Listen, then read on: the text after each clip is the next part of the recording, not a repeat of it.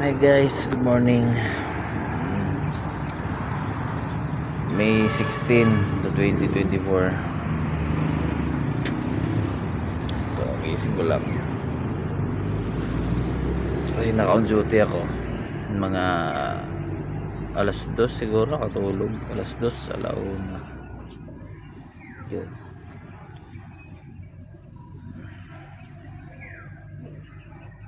Hindi ko na kasi mapigilan yung antok. Kaya yun. Tulog. Mahirap talaga isang security guard pagka 24 hours duty. So yun. Ayan o. Ayan guys, binabantayan ko.